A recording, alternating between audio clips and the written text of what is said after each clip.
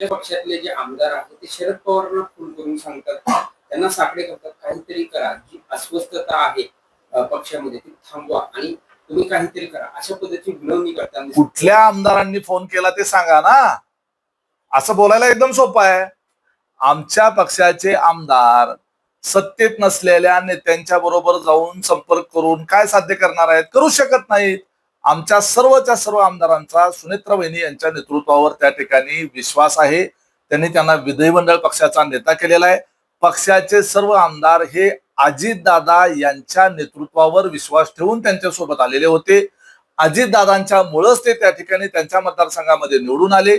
अजितदादांनी निधी दिल्यामुळे त्यांच्या मतदारसंघामध्ये मोठ्या प्रमाणावर विकास कामं होऊ शकली आणि त्या कारणामुळे त्यांना निवडून येण्याच्या करता मदत झाली. दादांचं आकस्मिक निधन झाल्यानंतर या सर्व आमदारांनी एकत्रितरित्या विधिमंडळ पक्ष नेता म्हणून सुनेत्रावहिनी पवार यांची एकमताने निवड केली आणि विश्वास व्यक्त केला. आणि दादाच्या पाठीमागे या परिवाराच्या पाठीशी म्हणजे अजितदादाच्या परिवाराच्या पाठीशी भक्कमपणे आपण उभं राहिलं पाहिजे अशी भूमिका पक्षातल्या सरसकट सर्व आमदारांनी त्या ठिकाणी घेतलेली आहे. त्यामुळं आमच्या आमदारांना जर मनात काही प्रश्न शंका निर्माण झाली असेल तर ते सुनेत्रावहिनी पवार यांच्याकडे जातील किंवा पार्थदादा पवार यांच्याकडे जातील आणि ते त्यांच्या स्वतः शंकेचं निरसन करू शकतात. ते सन्माननीय आमदार आहेत, ते कधी त्या ठिकाणी त्यांच्या नेतृत्वाकडे जाऊन त्यांचं मत मांडू शकतात.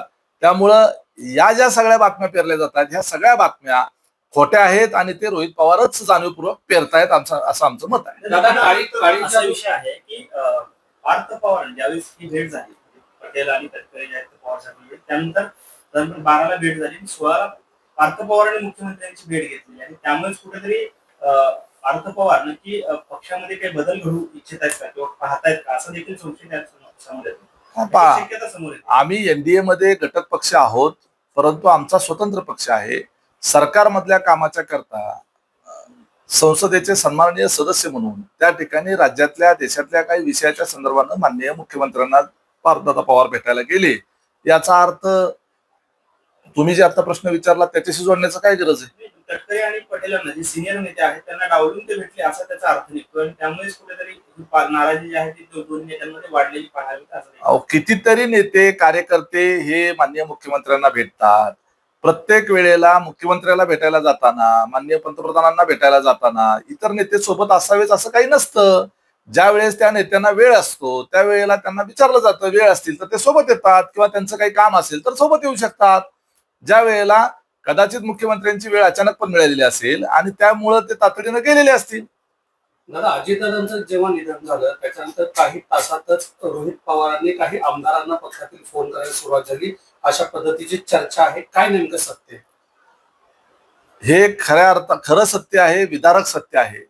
अजितदादाचा ऍक्सिडेंट झाल्यानंतर 2-3 तासाच्या वेळ गेल्यानंतर अजून अजितदादाचं पार्थिव हे हॉस्पिटलमध्येही आलं नव्हतं आणि त्याच दरम्यानच्या काळामध्ये आता भविष्यामध्ये पुढे आपल्याला एकत्र यावं लागणार.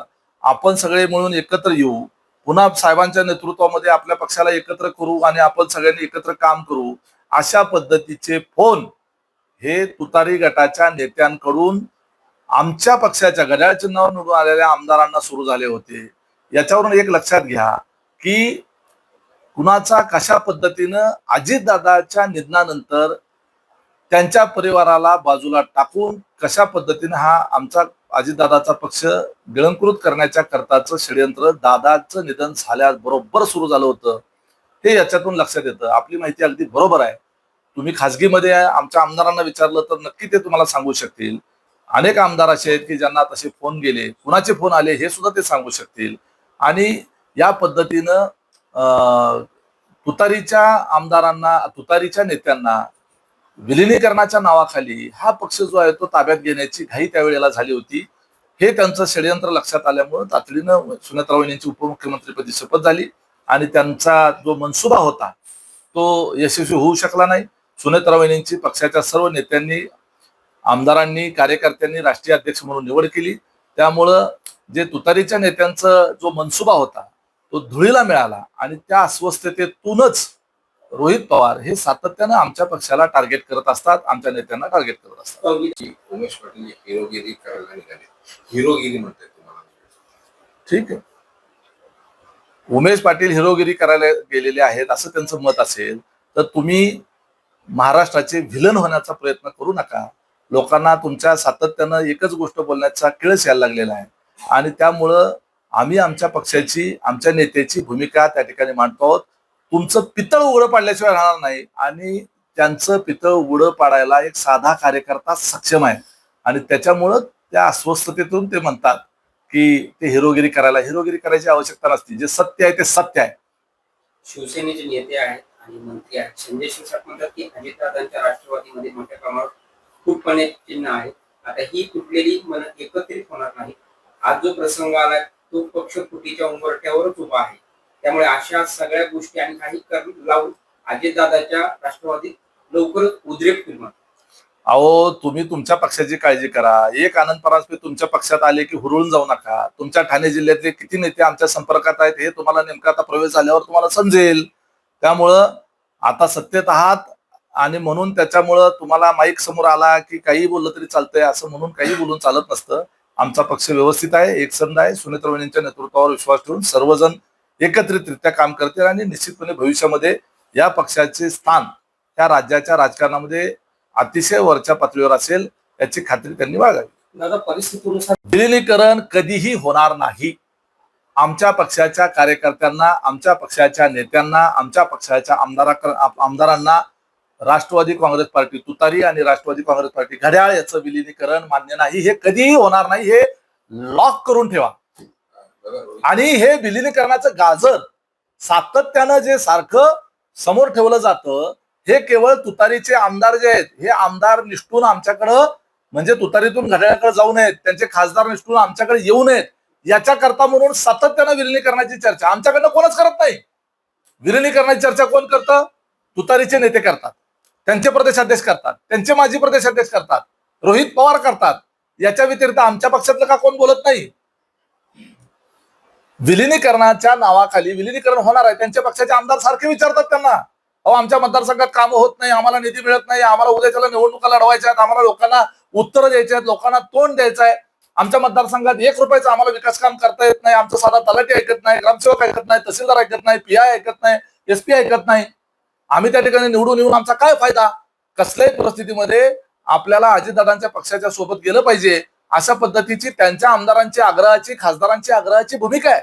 मग हे सारखं त्यांना गाजर दाखवतात की आता विलिनीकरण होणार आहे. आता हे फुटू नये म्हणून फक्त मग जेवणावळी बोलवायच्या, मग गळाभेटी करायच्या आणि त्यातून दाखवायचं कसं आमचा परिवार एकत्र आहे. जर त्यांना या अजितदादाच्या परिवाराबरोबर आस्था असती तर सुनेत्रा वहिनींची बिनविरोध होऊ घातलेली निवडणूक बिनविरोध होऊ नये म्हणून या लोकांनी उमेदवार उभे केले आणि जे लोक अर्ज काढून घेत होते त्यांना अर्ज काढू नये म्हणून त्यांनी फोन करून सांगितलं. म्हणजे अजितदादाच्या नावावर नंतर त्यांच्या हयातीत नसताना निवडणूक बिनविरोध झाली हे रेकॉर्ड होता कामा नये याच्या करता सुद्धा खटाटोप केला. मला एक सांगा, जर अजितदादाबद्दल एवढा कळवळा होता तर मग मतदानाच्या दिवशी बारामती अॅग्रोला रोहित पवारांनी सुट्टी का नाही दिली? मग त्या दिवशी बारामती अॅग्रोच्या म्हणजे त्यांच्या जेवढ्या संस्था आहेत त्या संस्थांच्या कर्मचाऱ्यांना मतदानाला जाण्यापासून अटकाव का केला गेला? त्यांच्या स्वतःच्या कारखान्याला, संस्थांना तुम्ही सुट्टी का दिली नाही? रितसर त्या दिवशी सरकारी सुट्टी जाहीर असताना मतदानाचा हक्क बजावण्याकरता कुठल्याही सरकारी, निमसरकारी, खासगी कंपन्यांमधल्या कामगारांना सुट्टी अलाउड असताना तुम्ही त्या ठिकाणी मतदानाला जाण्यापासून का अडवलं? याचा रेकॉर्ड होऊ नये, कारण इतिहास घडू नये. सुनेत्रा वहिनींच्या नावावर या देशातला निवडणुकीचा इतिहास घडू नये याच्या करता म्हणून धडपड कुणी केली. त्यामुळं यांचे दाखवायचे दात वेगळे आहेत आणि खायचे दात वेगळे आहेत. त्यांच्या पोटात एक आहे आणि तोंडात एक आहे. रोहित पवार सिद्दीकी आमदार आहेत ते निवडून गेले. त्यांच्या आमदारकी कुठेतरी अडचणीत आलेली आहे, कारण ते ज्यावेळेस त्यांचा उमेदवारी अर्ज दाखल केला त्यावेळेस सुनील तटकरे हे प्रदेशाध्यक्ष होते आणि त्यांची सही होती. मात्र सध्याच्या पार्श्वभूमीवर सुनील तटकरे हे प्रदेशाध्यक्ष नसल्याचं दाखवण्यात आलेलं आहे. त्यामुळे त्यांच्या आमदारकी अडचणीत आले असं म्हणावं होतं. काय मला तर खरं आश्चर्य वाटतं आपण हे प्रश्न विचारता. सुनील तटकरेंच्या अध्यक्षपदाचा प्रश्न कुठे येतो? सुनील तटकरे साहेबांच्या प्रदेशाध्यक्ष पदावरून त्यांना बदलून दुसरं कुणाला तरी नेमलंय असं काही पत्र पक्षाकडनं निघले?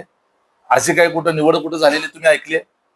म्हणजे आज रोजी आमच्या पक्षाचे प्रदेशाध्यक्ष सुनील तटकरेच आहेत. त्यामुळे त्यांची सही असणार ना एपी फॉर्मवर.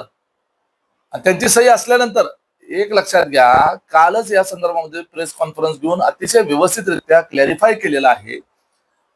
सगळे पक्षाचे वरिष्ठ नेते बसून हाय पॉवर कमिटी जी आहे ती ऑफिस बेरर कमिटी त्या ठिकाणी निवडेल आणि हाय पॉवर कमिटीमध्ये त्यामध्ये वर्क अलॉटमेंट होईल. आणि ह्या सगळ्यांच्या नंतर आता सध्या काही व्यवस्था ह्या तात्पुरत्या स्वरूपाच्या केलेल्या आहेत. प्रदेश अध्यक्ष तटकरे साहेब जागेवर आहेतच ना, प्रफुल्लभाई पटेल कार्याध्यक्ष म्हणून जागेवर आहेतच ना. या सगळ्या याच्यामध्ये एखाद्या निवडणूक आयोगाबरोबर केलेल्या पत्रव्यवहारामध्ये नावापुढं पदाचा उल्लेख झाला नाही म्हणून त्यांना पदावरनं कमी केलंय अशा पद्धतीचा अर्थ काढण्याची काय आवश्यकता आहे? पक्ष असं नाही दादा. कुणाला कमी केलं असेल किंवा कुणाला घेतला असेल तर त्याचं अधिकृत पत्र निघेल ना. नाही दादा, 29 एप्रिल रोजी ज्यावेळेस निवडणूक आयोगाच्या तुमच्या राष्ट्रीय अध्यक्ष आहेत सुनीता पवार यांनी सहीचं पत्र दिलं होतं, त्यावेळेस तिथं पण नमूद केलं नव्हतं की प्रदेशाध्यक्ष सुनील तटकरे आहेत म्हणून. एक लक्षात घ्या, राष्ट्रवादी काँग्रेस पक्षाचे संपूर्ण देशभरामध्ये साधारणपणे 35च्या आसपास प्रदेश अध्यक्ष आहेत. अजितदादाचे राष्ट्रीय अध्यक्ष असतानाच निधन झालं आणि त्याच्यानंतर सुनेत्रा पवार यांची त्या ठिकाणी राष्ट्रीय अध्यक्ष म्हणून निवड झाली. अर्थात त्याच्यानंतर सर्व देशभरातल्या सर्वच पदाधिकाऱ्यांच्या निवडी ह्या नव्यानं करण्याच्या संदर्भामध्ये निर्णय भविष्य काळामध्ये घ्यावा लागणार आहे. दरम्यानच्या काळामध्ये जे ज्या पदावर आहेत त्या पदावर कार्यरतच आहेत, कुठेही अशाच पद्धतीची व्यवस्था असते आणि त्यामुळं ते पदावर त्याच्या ज्या पदावर आहेत त्या पदावर सर्वजण जसे तसे कार्यरत आहेत. नव्यानं काही ऍड होतील, पूर्वीचे जसे आहेत तसे आहेतच. पण दादा, हे सगळं घडतंय आणि हे नेमकं आत्ताच घडतंय. कुठेतरी पक्षामध्ये पक्ष फोडण्याचा हा प्रयत्न दिसतोय का? कारण ज्या पद्धतीने बातम्या पेरल्या जात आहेत, ज्या पद्धतीनं संशय उत्पन्न व्हावा जेणेकरून जे आमदार तुमच्या पक्षाचे आहेत त्यांच्याबरोबर त्यांच्या मनात भीती निर्माण होऊन ते दुसऱ्या पक्षात जातात, असा काही प्रयत्न दिसतोय का कोणी? अजिबात असं काही नाही. आमदारांच्या मनामध्ये तिळमात्र सुद्धा भीती नाही आणि आमदार हे पूर्ण सगळे एकसंध आहेत. हे जाणीवपूर्वक कुठल्या तरी अंदाजे बातम्या पेरण्याचं काम ठरवून केलं जातंय. मीडियाला हाताला धरून त्यांना टीव्हीवर बोलल्यानंतर दाखवलं जातं म्हणून ते पुन्हा पुन्हा दाखवलं जावं म्हणून नवीन नवीन काहीतरी सांगत राहतात. याच्या पलीकडे दुसरं काही नाही. पक्षामध्ये कुठेही कसली अडचण नाही, कुठलाही संभ्रम नाही. सगळे आमदार एकसंध आहेत आणि जाणार कुठे? आता हे सांग फुटून काय तुतारीत जाऊन बसणार विरोधामध्ये? एकनाथ शिंदे स्वतंत्र गट करण्याचं नाही नाही, मला एक ते असं कधी होत नसतं. ऑलरेडी 3 पक्षाचं सरकार आहे. अजितदादाच्या माघारी जर आमच्या पक्षातल्या कुणाला जर त्या ठिकाणी अशा पद्धतीनं कुणी प्रयत्न केला तर जसं आपल्याकडं लहान भाऊ वारल्यानंतर त्याची उद्याच्याला जमीन हडप केली मोठ्या भावानं तर काय होईल त्याचा अर्थ संदर्भ घेतला जाईल. लोक नावं ठेवतात, असं चालत नाही, अशी आपली संस्कृती नाही. असं कोणी करत नाही, असं काही होणार नाही, होत पण नाही. मला खरं तर रोहित पवारांनी म्हटलेलं आहे, पवार सुप्रिया सुळे भाजप सोबत गेले तर मी वेगळा निर्णय घेईन, अशा पद्धतीने वक्तव्य केलं. कशा पद्धतीने पाहताय? तसं पाहिलं तर आता रोहित पवार हे त्यांच्या पक्षाचे प्रदेशाध्यक्ष शशिकांत शिंदे, माजी प्रदेशाध्यक्ष जयंतराव पाटील साहेब, सुप्रियाताई सुळे यांच्याही पक्षाचे वरिष्ठ नेते झालेले आहेत. त्यामुळे सातत्यानं ते त्यांच्या पक्षाच्या वतीनं भूमिका मांडत असतात. आता ही त्यांनी त्यांची व्यक्तिगत भूमिका मांडलेली आहे, परंतु खरी वस्तुस्थिती ही आहे की 2016 साली ज्या वेळेला पुणे जिल्ह्याच्या जिल्हा परिषदच्या निवडणुका 16 किंवा 17 सालच्या असतील त्यावेळेला जिल्हा परिषदेचं तिकीट जर त्यांना नाही दिलं तर आम्ही आणि आमचा परिवार भारतीय जनता पार्टीमध्ये प्रवेश करू अशा पद्धतीची धमकी त्यांनी खुद्द पवार साहेबांना दिली होती. आणि पवार साहेबांनी त्यांना अजितदादांना विचारायला सांगितलं. अजितदादांनी सांगितले की साहेब जोपर्यंत परवानगी देणार नाही तोपर्यंत आता कुटुंबातला इतर कुणाला वेगळ्या निवडणुका लढवायच्या संदर्भात मला निर्णय घेता येणार नाही. त्यांनी 2-3 वेळेला हेलपाटे मारल्यानंतर शेवटी धमकी दिली होती. त्यामुळं रोहित पवार हे 2016 साली भारतीय जनता पार्टीमध्ये जाण्याचा प्रयत्न करत होते. त्याच्यानंतर 19 साली विधानसभेला जर उमेदवारी नाही दिली तर त्या ठिकाणी ते सुरुवातीला हडपसरमधून निवडणूक लढवण्याच्या करता प्रयत्नशील होते. नाही दिलं तर भाजपमध्ये जाणार असं म्हणायचे. म्हणून शेवटी त्यांना कर्जतमध्ये त्या ठिकाणी अजितदादांचा अंबालिका कारखाना होता, तिथे त्या ठिकाणी काम होतं दादांचं आणि म्हणून करता त्यांना कर्जत जामखेड मतदारसंघातून त्या ठिकाणी घड्याळ चिन्हावर त्यावेळेच्या वेळेला उमेदवारी दिली होती. रोहित पवार हे सातत्यानं असं जे बोलतात, मग विलिनीकरणाच्या बाबतीमध्ये ते सातत्यानं बोलत राहतात. विलिनीकरण होणार होतं म्हणजे काय? म्हणजे आमचे आमदार तुतारीत जाणार होते आणि आम्ही विरोधात बसणार होतो का जाऊन? विलिनीकरण होणार होतं म्हणजे काय? तर तुतारीचे आमदार आणि तुतारीचे सगळे नेते कार्यकर्ते घड्याळात येणार होते असाच त्याचा अर्थ होता ना. आणि त्यामध्ये मग काय होतं, रोहित पवारांना त्या ठिकाणी मंत्रिपदाची अपेक्षा होती आणि ती अपेक्षा पूर्ण करण्यामध्ये आमच्या पक्षातल्या ज्या नेत्यांचा अडसर झाला त्यांच्या मागे ते हात धुवून लागलेले आहेत आणि त्यांना जनतेमधून कार्यकर्त्यांमधून बदनाम करण्याच्या करता काही ते खोटं सांगत राहतात. आणि अशा पद्धतीनं रोहित पवार जे आज जे बोलतायत त्याच्यामध्ये काही सत्य नाही, तथ्य नाही. उद्या त्यांना कुठून ऑफर मिळाली तर ते कुठेही जाऊ शकतात. रोहित पवार असं देखील म्हणतात की मंत्रिमंडळात लवकरच फेरबदल होतील आणि सुनील आदित्य तटकरे यांचं खातं जे आहे ते सुनील शेट्टींना दिलं जाऊ शकतं. काय नक्की तथ्य आहे का या सगळ्या? आता मला एक समजत नाही की रोहित पवार हे कर्जत जामखेडचे आमदार आहेत आणि कर्जत जामखेडच्या मतदारसंघाच्या प्रश्नाच्या व्यतिरिक्त त्यांना सगळ्या प्रश्नांमध्ये इंटरेस्ट आहे. आणि विशेष करून जर ते विरोधी पक्षात आहेत तर त्यांनी भारतीय जनता पार्टीच्या संदर्भानं कधी बोलताना ते बघितलंय का? तिथं कुठं टीका टिप्पणी करतात का? अजिबात नाही. शिवसेना एकनाथ शिंदेच्या संदर्भानं कधी काय बोलतात का? अजिबात नाही. त्यांच्या स्वतःच्या मतदारसंघातले रस्त्याचे प्रश्न, पिण्याच्या पाण्याचे प्रश्न, शेतीचे प्रश्न, बेरोजगारीचा प्रश्न आणि ज्या मुद्द्यावर त्यांनी त्या ठिकाणी निवडणूक लढवली आणि तिथल्या मतदारसंघातल्या तरुणांना एमआयडीसी आणण्याचं गाजर दाखवलं, त्या विषयावर तरी कधी ते बोलतात का? ते फक्त आमच्या पक्षावर बोलतात, आमच्या पक्षातल्या घडामोडीवर बोलतात. कुणाला मंत्री करायचं आणि कुणाला काढायचं, कुणाला ठेवायचं हा अधिकार सर्वस्वी राज्याच्या मुख्यमंत्र्यांना आहे. आता रोहित पवार स्वतःला मुख्यमंत्र्यांच्या वरची सुपर पॉवर समजतात का? दादा, पवारांनी हलके कान ठेवू नये असं रोहित पवारांनी सल्ला दिलेला आहे. लहान्या भावाचा मोठ्या भावाला दिलेला जो सल्ला आहे, हा सल्ला जो आहे तो आम्ही पार्थदादा पवार यांच्यापर्यंत पोहोचवू. परंतु आम्ही त्या ठिकाणी पार्थदादा पवार यांच्याबरोबर काम करतो. कुणी हलक्या कानाचे नाहीत. आणि स्वभावाच्या संदर्भानं जर बोलायचं झालं तर रोहित पवारांचा स्वभाव नेमका कसा आहे हे सगळ्या बारामतीकरांना आणि त्यांच्या मतदारसंघातल्या लोकांना माहीत आहे. त्यांना कार्यकर्ता जवळ आलेला सुद्धा चालत नाही. 100-150 PA आहेत, त्यांच्यातून फिल्टर झाल्यानंतर कार्यकर्ता त्यांच्यापर्यंत पोहोचतो. तसं पार्थ पवारांच्या बाबतीत नाही. कुठलाही कार्यकर्ता थेट पार्थ पवारांच्या जवळ जाऊ शकतो. कुठलाही कार्यकर्ता थेट पार्थ पवारांना फोन लावू शकतो. तसं रोहित पवारांना थेट फोन लावता येत नाही. त्यांना जर थेट फोन कुणी लावला तर त्याला शिव्या पडतात. पहिला फोन PA ला लावायचा. त्यामुळं स्वभाव बदलण्याची आवश्यकता, कार्यपद्धती बदलण्याची आवश्यकता ही रोहित पवारांना आहे.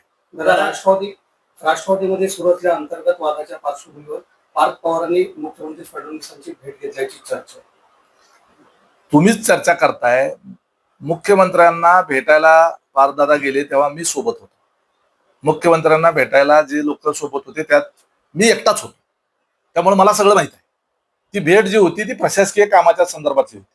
खासदार झाल्यानंतर त्या संदर्भानं काही विषय त्यांना मांडायचे होते आणि ते विषय मांडण्याच्या करता त्या ठिकाणी रितसर निवेदन घेऊन त्या ठिकाणी पार्थदादा हे मुख्यमंत्र्यांना त्या ठिकाणी भेटले आणि त्या पद्धतीची वेळ मुख्यमंत्र्यांनी त्यावेळेची दिलेली होती. आमच्या पक्षाचा विषय जो आहे तो आमच्या स्तरावरच ना, आम्ही सोडवणार. पक्षाच्या राष्ट्रीय अध्यक्षा सुनेत्राबाई पवार, पक्षाचे सर्व वरिष्ठ नेते आहेत ना सक्षम. त्यामुळं जरी सरकारमध्ये आम्ही असलो तरी त्यांचा भारतीय जनता पार्टी, मुख्यमंत्री हे भारतीय जनता पार्टीचे आहेत, त्यांचा पक्ष वेगळा आहे. हा, सरकारमधला कुठला विषय असेल तर निश्चितपणे त्यांचा सल्ला घ्यायला किंवा विचारविनिमय करायला नक्की ते जातील. विकास कामाच्या संदर्भानं विचारविनिमय करायला जातील. पक्षांतर्गत विषयाच्या संदर्भानं ते कसं काय जाऊ शकतील तिथं विचारविनिमय करायला? आणि ते तरी कशाला त्या ठिकाणी आम्हाला सांगतील आमच्या पक्षाच्या अंतर्गत बाबतीमध्ये? मुख्यमंत्र्यांनी कर्जमाफीबाबत आता विधान केलेलं आहे. 30 तारखेपर्यंत ही कर्जमाफी, 30 जूनपर्यंत साधारणपणे ही कर्जमाफी जी आहे ती होईल असं सांगितलं आहे. दत्ता मामांनी सुद्धा ते सांगितलं. कशा पद्धतीने पाहता येईल, असं कसं मिळू शकतं? नाही, निश्चितपणे शेतकऱ्यांना कर्जमाफीच्या निमित्तानं दिलासा मिळण्याची आवश्यकता आहे. उन्हाचा तडाखा आपण सगळेजण पाहतो आहोत. शेतकरी सातत्यानं अडचणीत येत आहे. अतिवृष्टीमुळे मागच्या वेळेला अडचणीमध्ये आला. आता त्या ठिकाणी मध्यंतरी अवकाळी पावसामुळे शेतकरी अडचणीत आला. आणि या सगळ्या पार्श्वभूमीवर यापूर्वी निवडणुकीच्या अगोदर जे आश्वासन दिलं गेलं होतं कर्जमाफीच्या संदर्भानं, त्या आश्वासनाची पूर्ती करण्याच्या उद्देशानेच अर्थसंकल्पीय अधिवेशनामध्ये माननीय मुख्यमंत्र्यांनी त्या ठिकाणी कर्जमाफीची घोषणा केली. शेवटी कर्जमाफीचे काही निकष असतात आणि नियम असतात. त्या पद्धतीनं ती सगळे आकडेवारी घेण्याचं काम चालू आहे. वेगवेगळ्या बँकांमधून त्या आकडेवारी उपलब्ध करून घेण्याचं काम चालू आहे आणि अतिशय व्यवस्थितरित्या तो शेतकऱ्याला फायदा झाला पाहिजे, बँकांचा फायदा होता कामा नये, ही काळजी घेत त्या ठिकाणी कर्जमाफीची प्रोसिजर जी आहे ती राबवली जाणार आहे आणि लवकरच ते होईल. आता मुख्यमंत्र्यांनी आणि कृषी मंत्र्यांनी दोघांनी सांगितलं. राष्ट्रवादी बातमी आहे. हे पहा, राष्ट्रवादी काँग्रेस पार्टी आज NDA मध्ये सहभागी असलेला एकमेव सेक्युलर पक्ष आहे. एकमेव. फुले शाहू आंबेडकर छत्रपती शिवाजी महाराजांच्या विचाराने कार्यरत असलेला आणि तरीही सत्तेमध्ये असलेला हा एकमेव राष्ट्रवादी काँग्रेस पक्ष आहे. राज्यामध्ये जे विरोधात असलेले जे सेक्युलर पार्टी आहेत आणि त्यांचे त्या पक्षाचे जे आमदार आहेत किंवा त्या पक्षाचे जे खासदार आहेत त्यांना त्यांची विचारधारा जी आहे त्याच्याबरोबर कॉम्प्रोमाइज करायचं नाही, परंतु त्याचबरोबर मतदारसंघामधली विकास कामं देखील करायची.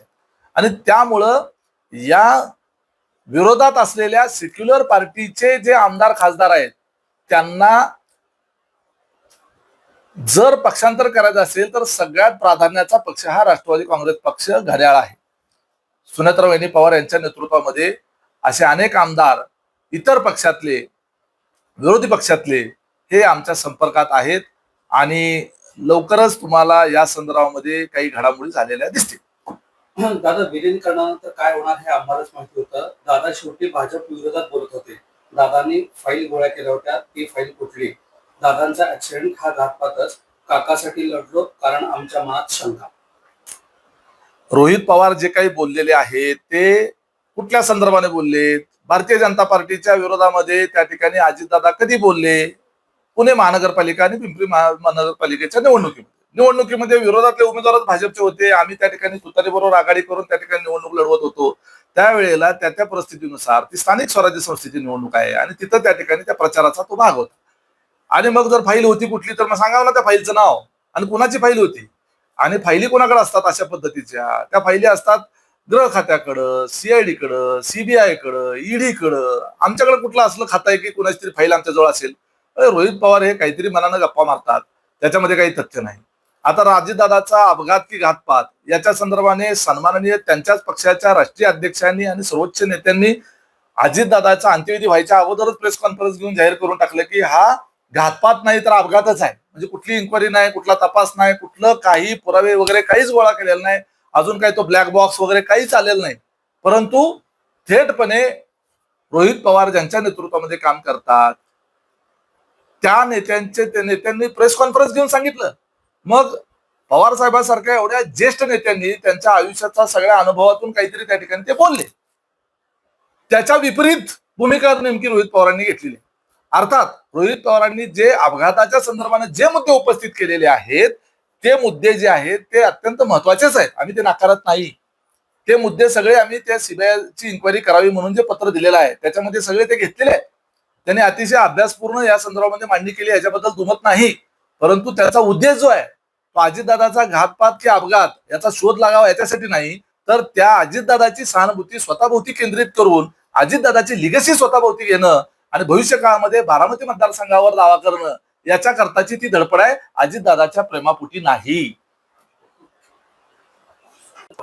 दादा नसल्यानं बारामतीत लक्ष घालावं लागतंय. लढणार कर्जत जामखेड, अडचणी सोडवायला बारामतीत जात राहणार असं रोहित पवार म्हणतात. आणि बारामती आणि पवार वेगळे होणार नाही असं देखील म्हणतात. रोहित पवारांचा खरा अजेंडा जो आहे तो या त्यांच्या स्टेटमेंट मधून पुढे आलेला आहे. एका बाजूला अजित काका म्हणायचं, दुसऱ्या बाजूला सुनेत्रा काकी म्हणायचं, त्यांच्या परिवाराबद्दल आत्मीयता आस्था दाखवायची, त्यांच्या विमान अपघाताच्या संदर्भानं मला किती कळकळ आहे आणि बाकीच्याला कोणाला काहीच पडलेलं नाही असा जो आविर्भाव हा जो रोहित पवारांनी निर्माण केलेला आहे त्याच्या मागे त्यांचा छुपा अजेंडा जो आहे तो अजितदादा पवार यांची जी लिगसी आहे ती स्वतःभोवती केंद्रित करण्याच्या करता हा सगळा त्यांनी उद्योग मांडलेला आहे. एखाद्याच्या परिवारात एखाद्याचे सख्खे वडील गेल्यानंतर त्या मुलांना सर्वाधिक दुःख असणार आहे. ज्यांचा नवरा गेलेला आहे त्या पत्नीला सगळ्यात जास्त दुःख असणार आहे. आणि यांनी किती छळ अजितदादाचा केलाय हे आम्हाला सगळ्याला माहित आहे. रोहित पवार हे अजितदादाच्या बाबतीमध्ये ज्यावेळेला सुनेत्राबाईंनी खासदारकीला उभा होत्या त्यावेळेला काय भाषणं केली होती रोहित पवारांनी, कशा पद्धतीची वक्तव्य केली होती? त्यावेळेला अजितदादा काका नव्हते, त्यावेळेला सुनेत्राबाईंनी ह्या तुमच्या काकी नव्हत्या, त्यावेळेला अजितदादांचं व्यक्तिमत्व जे काही तुमच्या आयुष्यामध्ये तयार झालेलं होतं हे ठराविक फक्त मागच्या 3-4 महिन्यात अजितदादा देवाघरी गेल्यानंतरच तुम्हाला अजितदादाच्या व्यक्तिमत्वाचा साक्षात्कार झाला. मग पवार कुटुंबामध्ये राहून त्यांच्या घरामध्ये राहून त्यांचा पुतण्या असताना ते हयात असताना अजितदादा तुम्हाला कळले नाहीत. मग त्याच वेळेला दादांना साथ द्यायची होती ना, त्यावेळेला का नाही दादांना साथ दिली? दादा हयात असताना रोहित पवारांनी अजितदादांना साथ का दिली नाही? त्यावेळेला अजितदादाच्या संदर्भानं कुठल्या स्तरावर जाऊन वक्तव्य केली? आता अजितदादा केल्यानंतर त्या बारामती मतदारसंघ आता त्यांना मोकळा झालेला वाटतंय, पण तसं नाही आहे. या देशाच्या इतिहासामध्ये आजपर्यंत जेवढ्या विधानसभा निवडणुका झाल्या त्या 75 वर्षाच्या इतिहासात सर्वाधिक मताधिक्यानं निवडून येणाऱ्या सुनेत्रवहिनी पवार या खऱ्या अजितदादाच्या वारसदार आहेत आणि पार्थ पवार आणि जय पवार हे त्यांचे पुढचे वारसदार आहेत. त्यामुळं बारामतीचा किल्ला जो आहे ह्याची तटबंदी जी आहे ही अभेद्य आहे आणि ती अजितदादा पवार यांचीच ती तटबंदी आहे. या बारामती पवार विचाराच्या राजधानीवर रोहित पवारांसारख्या बांडगुळांना तिथं वर्चस्व गाजवता येणार नाही. त्यांचा डाव बारामतीवर आहे आणि त्याच्याकरता म्हणून हे अजितदादांचं त्या ठिकाणी सारखा त्या ठिकाणी अपघाताचा कळवळा दाखवतात. वास्तविक त्यांना अजितदादाबद्दल कसलीही आत्मीयता नव्हती नाही. बारामतीचा मतदारसंघाच्या करता त्यांचा हा सगळा खटाटोप चाललेला आहे. शरद पवार यांना साकडे घालताना साहेब काहीतरी करा, राष्ट्रवादी पक्षात असलेल्या अस्वस्थतेच्या पार्श्वभूमीवर काही आमदार शरद पवारांना फोन करून विचारणा करतायत. विशेषतः सुनील तटकरे असतील यांनी शरद पवारांची भेट घेतली आणि पवारांची भेट घेऊन पार्थ पवारांना आपण काहीतरी समज द्यावी. त्यांच्याबद्दल पुढे पार्थ पवारांबद्दल तक्रारी जास्त शरद पवार साहेबांकडे केलेल्या आहेत. त्यांचंच मत आहे की आम्ही अजितदादांसोबत खांद्याला खांदा लावून म्हणलो आमचं योगदान मोठं आहे मात्र आम्हाला डावललं जातं असं कुठे एक नाराजी त्यांनी पवार साहेबांची व्यक्त केली. काय नक्की राजकारण आहे? मला एक सांगा की राष्ट्रवादी काँग्रेस पार्टीच्या म्हणजे आमच्या पक्षाच्या घड्याळ चिन्हाच्या पक्षाच्या नेत्यांनी जाऊन पवार साहेबांपुढं आमच्या पक्षाचं कारण सांगायचा प्रश्न कुठं उद्भवतो? त्यांना विचारून आमचा पक्ष चालत नाहीये. आमचा पक्ष हा सुनेत्रा वहिनींच्या विचाराने चालतो आणि त्या ठिकाणी ही माहिती नेमकी कोणी दिली, हे कोण बोललं? हे रोहित पवार बोलतायत. पवार साहेब स्वतः असं म्हणाले का की मला भेटायला आलेल्या घड्याळच्या नेत्यांनी अशा अशा पद्धतीनं मला ते म्हणाले, असं पवार साहेब म्हणाले का? नाही म्हणाले. आमचे भेटायला गेलेले नेते कोण म्हणाले का असं की आम्ही पवार साहेबांजवळ जाऊन असं असं म्हणालो? मग हे कुणाच्या सुकट बुद्धीतून असं आलं की पार्थ पवारांना समज द्यावी असं सांगायला आमचे नेते गेले होते? कुठून जन्माला आलं? तर याच्यामध्ये फक्त रोहित पवार या पद्धतीचे व्हेग स्टेटमेंट करतात ज्याला कुठलाही आधार नसतो. ते फक्त माध्यमांमध्ये आमच्या पक्षाच्या संदर्भानं उलट सुलट चर्चा व्हावी, आमच्या कार्यकर्त्यांमध्ये संभ्रम निर्माण व्हावा, नेत्यांमध्ये संभ्रम निर्माण व्हावा, आमदारात संभ्रम निर्माण व्हावा याच्या करता ते फक्त प्रयत्न करत असतात. याच्या पलीकडे दुसरं काही नाही. याच्यात काहीही तथ्य नाही.